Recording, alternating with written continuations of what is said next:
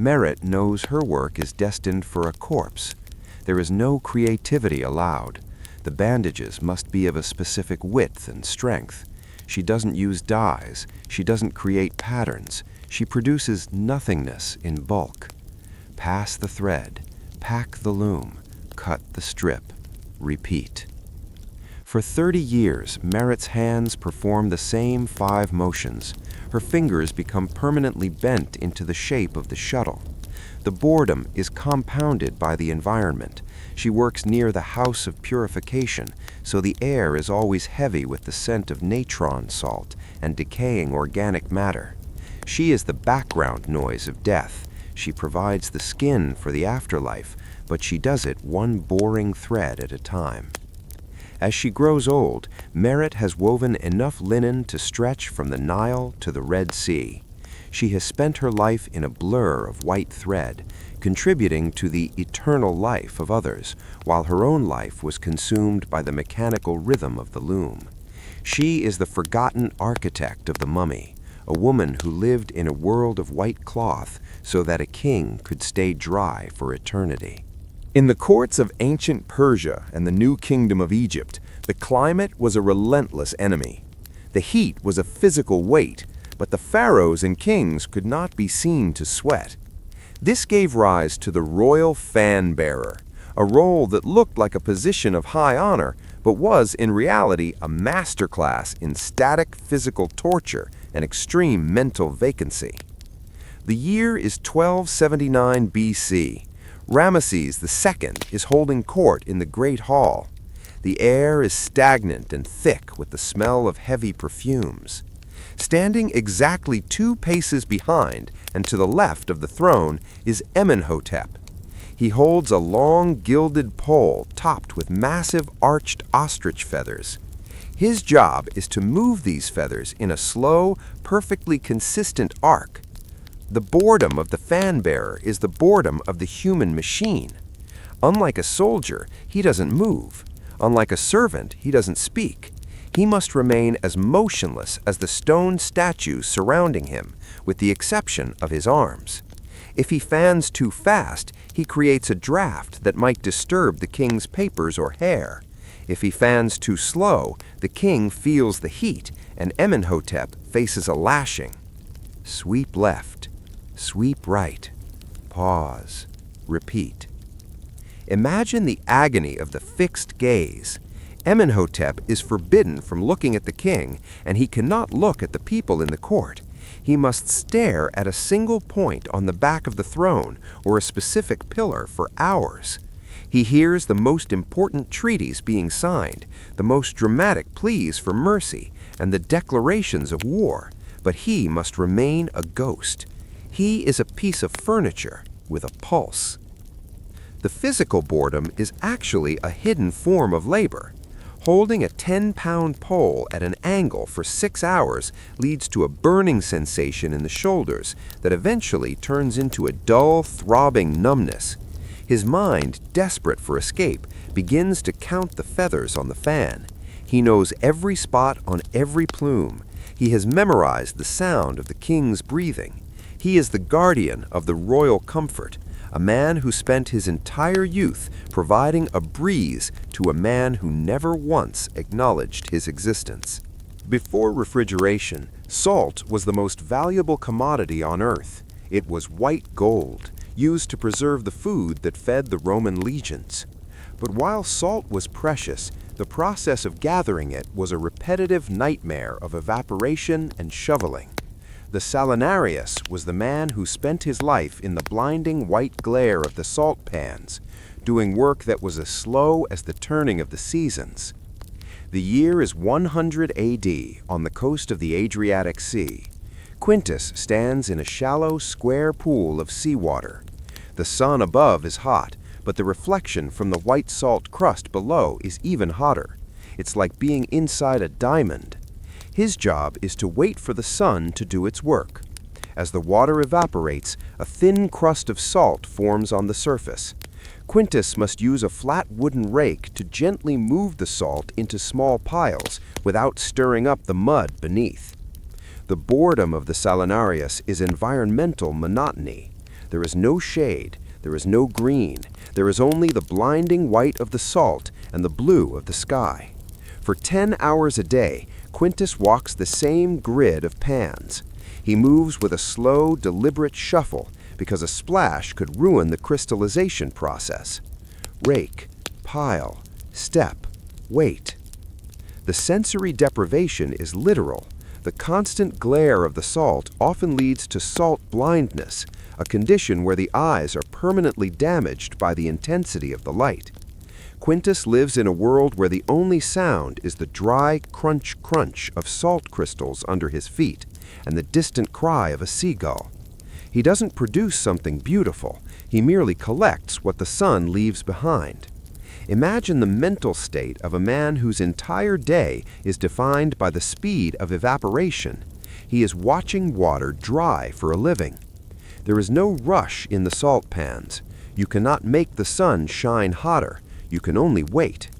By the time his shift ends, Quintus's skin is caked in white crystals. His throat is parched from the saline air, and his mind is as empty as the white landscape he tends. He is a vital part of the Roman economy. His very name is the root of the word salary, but he paid for that salary with a lifetime of staring at a white void. In the halls of the Roman Senate and the courts of law, time was literally money.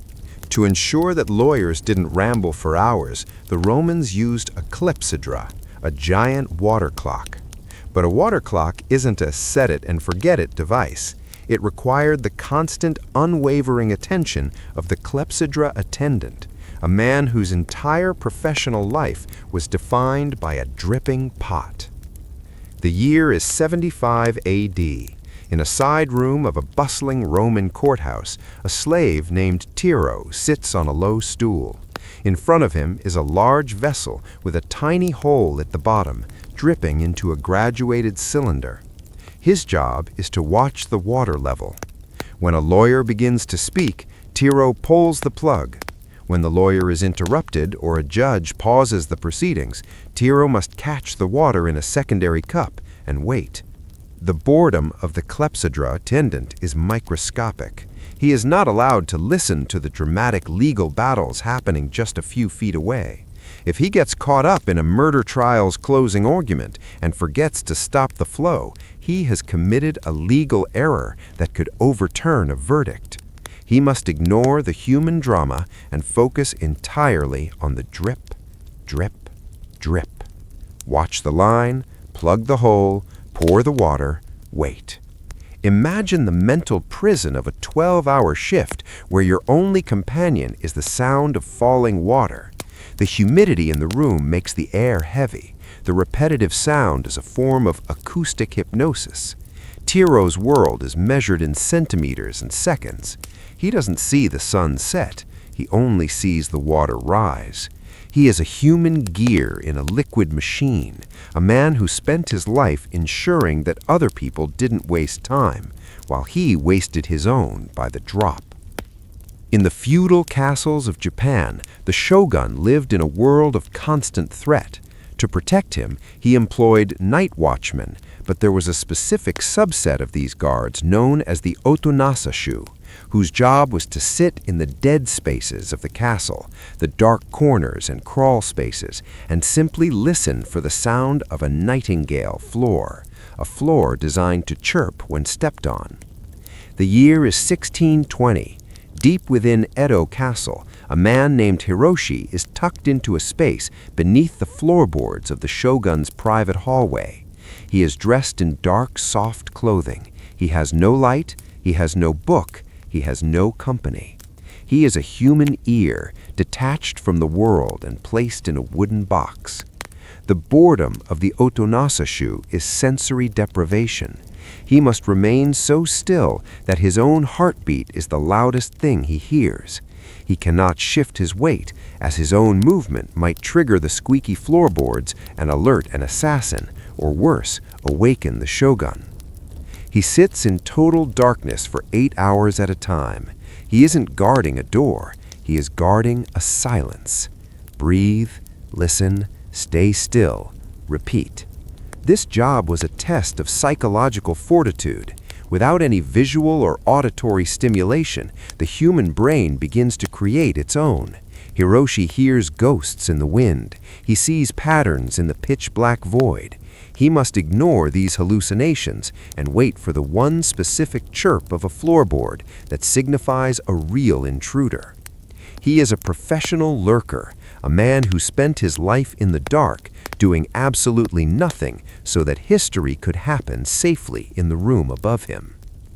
By the time Hiroshi's shift ends and he crawls out of the floorboards, the morning light is painful to his eyes. He has had no thoughts of his own. He has only been an extension of the castle's architecture. He is the original security camera, but one made of flesh, blood, and an infinite capacity for boredom. In the great library of Alexandria, knowledge was the most valuable currency. But knowledge in the ancient world was stored on papyrus, a material made from the reeds of the Nile. Over time, these scrolls would become brittle, dusty, and infested with tiny insects. To preserve the wisdom of Plato and Euclid, the library employed a small army of papyrus scrapers, men whose entire existence was a battle against the decay of paper. The year is 210 BC. Callias sits at a long wooden table in a room that smells like vinegar and old wood. In front of him is a scroll that has been sitting in a damp corner of the library for 50 years. His job is not to read the words. In fact, Callias is illiterate.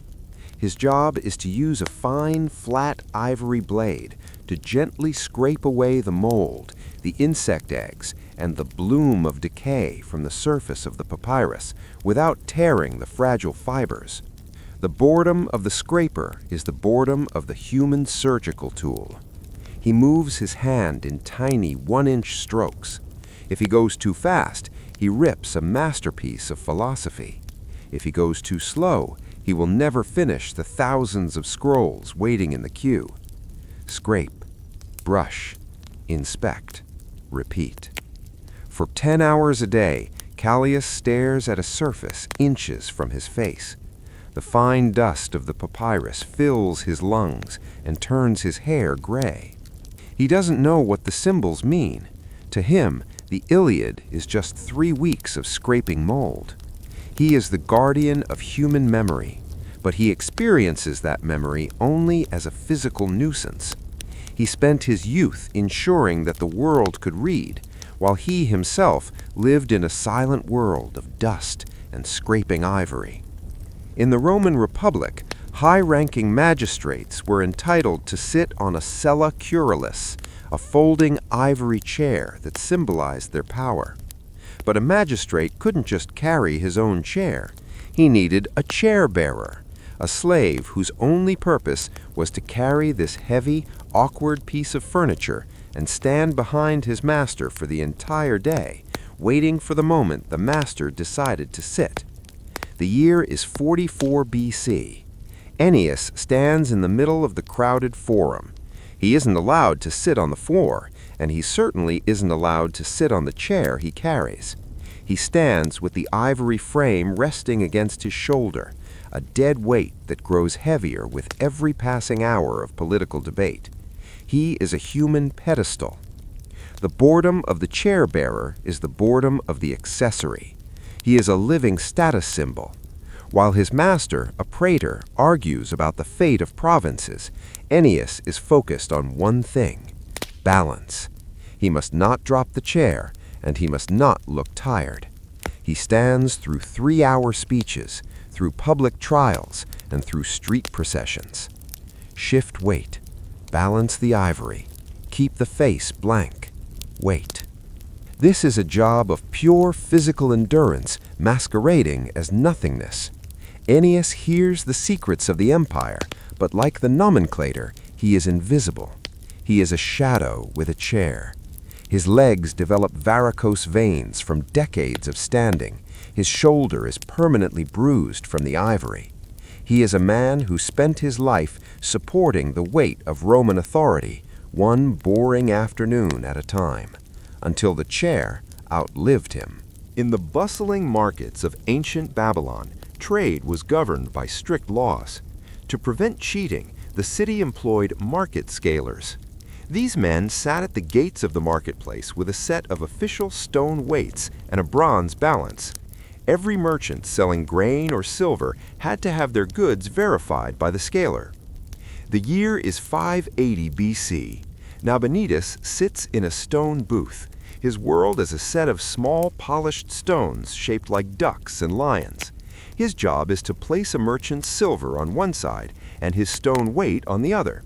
He waits for the scale to balance. He watches the needle. He doesn't haggle, he doesn't sell, and he doesn't shout. He is a human calculator in a world of chaos. The boredom of the scaler is numerical monotony. Thousands of people pass him every day, but he only interacts with their hands and their silver. He has performed the same motion, picking up a stone, placing it on a tray, and waiting over 1,000,000 times. Weight on, silver on, wait for the balance, mark the tablet, repeat. The sensory environment is a blur of noise and heat, but Nabonidus is an island of stillness. He is the personification of fairness, which in reality means being a person who is bored enough to care about a single grain of wheat. He spent 40 years in a stone booth, ensuring that no one was cheated, while the vibrant life of Babylon passed him by like a dream he wasn't invited to. In the Bronze and Iron Ages, the birth of modern tools and weaponry happened in a dark, scorching hut. But the master smith didn't work alone. To keep a furnace at the thousands of degrees required to melt metal, the fire needed a constant, unwavering stream of oxygen.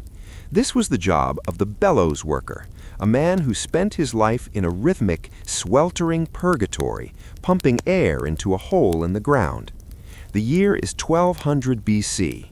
In a small workshop in the Hittite Empire, a young man named Zananza stands over 2 leather bags connected to the furnace by clay pipes. His job is not to shape the glowing iron or temper the swords. His job is to step. He stands with 1 foot on each leather bag. He shifts his weight to the left, collapsing the bag and forcing air into the fire. Then he shifts his weight to the right. The boredom of the bellows worker is the boredom of the human piston. The heat in the hut is over 120 degrees Fahrenheit, approximately 49 degrees Celsius. The air is thick with charcoal smoke and the smell of molten ore. Zananza cannot stop even for a second. If the temperature of the furnace drops, the metal freezes and the entire day's work is ruined. He is a biological machine, locked into a dance of weight shifting that lasts for 14 hours. Left foot down, right foot down. Left foot down, right foot down. Repeat. Imagine the mental void. There is no music, only the hiss, whoosh of the air and the clink of the smith's hammer. Zananza stares at the glowing orange crack in the furnace. The heat makes his vision swim, and the repetitive motion makes his legs throb with a dull, heavy ache. He doesn't see the finished sword. He only sees the soot on the wall. He is the lungs of the Bronze Age, a man whose life was spent in a dark room, stepping on leather bags so the world could move into the future. We often hear about the royal food taster, the person who risked death by poisoning. But in the opulent courts of the Byzantine Empire, there was a job even more tedious, the taster's waiter. This was a guard or servant whose only job was to stand in a separate room and watch the primary food taster for 30 minutes after they ate to see if they fell over dead. The year is 950 AD. In a small, dimly lit antechamber of the great palace of Constantinople, a man named Leo sits on a wooden bench. Across from him sits the king's primary taster. The taster has just finished a bowl of pheasant soup intended for the emperor. Now the clock begins. Leo's job is to stare at the taster's face. He is looking for a twitch of the eye, a bead of sweat, or a change in breathing. The boredom of the taster's waiter is morbid monotony. He isn't allowed to talk to the taster, as he needs to hear if the man's breathing becomes labored. He isn't allowed to eat. despite being surrounded by the smell of the emperor's feast. He simply sits in silence, staring at another man's face in a room that feels like a tomb. Watch the eyes, listen to the breath, check the pulse, wait, repeat. If the 30 minutes pass and the taster is fine, Leo signals the servants to take the food to the emperor. Then he waits for the next course. This cycle repeats 5 times a day, every day, for years. Leo lives his life in 30-minute increments of high-tension boredom. He is a professional witness to a death that almost never happens. He spent his life staring at healthy men, waiting for them to die, while the vibrant life of the Byzantine court happened behind a closed golden door. In the city-states of ancient Mesopotamia, grain was the basis of the entire economy. It was stored in massive mud brick silos, and every single basket that entered or left had to be recorded. This was the domain of the granary scribe, the man who invented the concept of the office drone 5,000 years ago. The year is 2500 BC. In the city of Enlil-ki sits in the shade of a massive granary wall. He holds a wet clay tablet and a sharpened reed stylus. For 12 hours a day, a line of laborers carries baskets of barley past him. For every basket, Enlil-ki makes a small wedge-shaped mark, cuneiform, in the clay. The boredom of the granary scribe is data entry in its purest, most ancient form. He doesn't write poetry. He doesn't record history. He records one basket of barley. Then he records it again and again. By noon, his tablet is covered in identical marks. By the end of the week, he has filled a shelf with tablets that all say the exact same thing. Mark the clay, count the basket, smoothen the mistakes, repeat. The dust from the grain fills the air, making him cough and coating his dark hair in a fine yellow powder. The sun moves slowly across the sky, and the only change in his day is the length of the shadow on his tablet. He is the person who turned the wild, chaotic nature of the harvest into a boring list of numbers. He spent his life as a human ledger, a man who saw the wealth of an empire not as food or gold, but as an endless series of scratches in the mud. While salt was called white gold and was so valuable that it gave us the word salary, the process of harvesting it was a masterpiece of grueling, sun-bleached monotony. On the coast of the Adriatic Sea, the salinarius was the man tasked with managing the salt pans, large, shallow clay ponds where seawater was left to evaporate. The year is 115 AD. Lucius stands in the center of a blindingly white landscape. To his left, the blue sea. To his right, endless squares of crusting white. There is no shade. There are no trees. There is only the relentless sun and the reflection of that sun off the salt crystals, which is so intense it often causes permanent salt blindness. Lucius's entire job is to walk the narrow clay dividers and, with a long wooden rake, gently move the crystallizing salt into small piles. The boredom of the salinarius is environmental monotony. There is no variety in the landscape and no change in the task. If he rakes too fast, he stirs up the mud and ruins the purity of the salt. If he rakes too slow, the salt forms a hard, unbreakable sheet. He must move with the slow, rhythmic pace of the evaporating water. Rake the surface, pile the white, step to the next square. Wait for the sun, repeat. For 12 hours a day, the only sound is the dry crunch-crunch of his boots on the crystals and the occasional cry of a seagull. The salt air cracks his skin and parches his throat, making every breath feel like sandpaper. He doesn't produce something beautiful, he merely gathers what the sun leaves behind. He spent 40 years in a white void, staring at the ground, ensuring that the Roman legions had enough salt for their meat, while his own life evaporated, one grain at a time. During the building of the massive cathedrals in the Middle Ages or the great temples of Rome, heavy stones had to be lifted hundreds of feet into the air. Before the age of steam or electricity, this was done by the polyspaston, a massive wooden crane. But the crane didn't have an engine.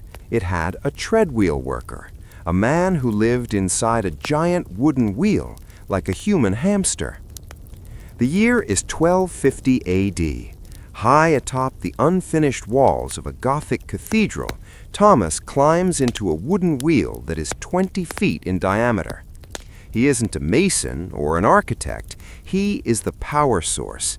His job is to walk.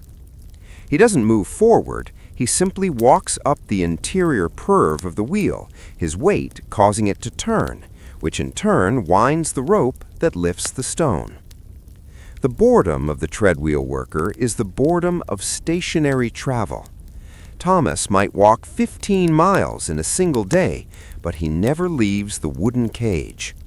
He stares at the same 3 wooden slats in front of his face for hours.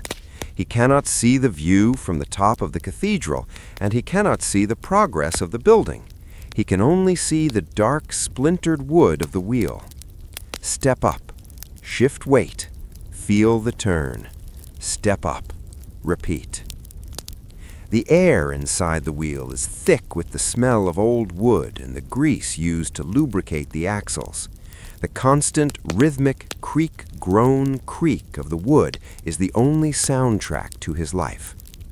If he stops walking, the heavy stone could plummet, killing the workers below. So he walks.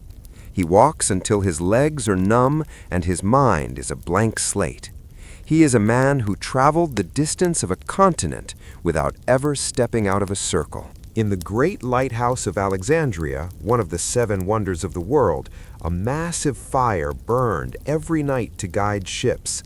While the architects were celebrated, the oil pourer lived in a small, sweltering room at the very top of the tower, performing a task that was as repetitive as it was lonely. The year is 280 B.C., so Stratos sits in a stone chamber 300 feet above the sea. The heat from the massive bonfire above him is intense, radiating through the ceiling. His entire job is to manage the flow of oil. He sits beside a large bronze vat and, every 15 minutes, turns a valve to allow a precise amount of oil to flow up to the wick. The boredom of the oil pourer is cyclical isolation. He is cut off from the city below by hundreds of stairs. He has no window to the sea, as the room must be protected from drafts. He lives in a world of bronze valves and the steady glug-glug of oil. Check the level, turn the valve, wait for the bell. Repeat. He doesn't see the ships he saves. He doesn't see the light he creates. He only sees the oil. He spends his nights in a flickering, greasy shadow, moving a handle back and forth. He is the heartbeat of the lighthouse, but he experiences the wonder of the world as a dark room and a smelly vat of oil. He spent his life in the clouds, yet he never saw the stars. While we've looked at the rowers themselves, there was one man whose job was arguably more repetitive because he didn't even get the physical release of pulling an oar. This was the Pasiaris, or the hortator.